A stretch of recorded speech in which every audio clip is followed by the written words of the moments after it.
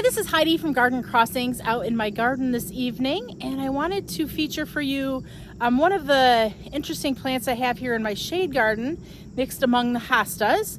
It is the Aralia Sun King.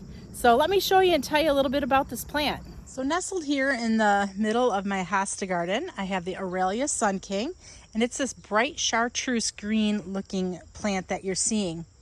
Aralia Sun King is hardy in zones 3 to 9, so really a very hardy plant no matter where you're at pretty much in the United States. Also, it's a deer resistant variety, so you can see I have it here nestled among the hostas, which the deer aren't eating, but obviously too, even if there were deer browsing in this area, this one singular plant would not be bothered by the deer. Aralia likes to be planted in a part shade to full shade area, and it gets about 3 foot tall and 3 foot wide at maturity.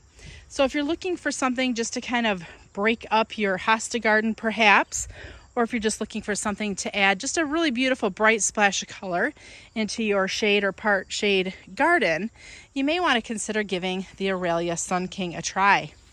This is Heidi from Garden Crossings.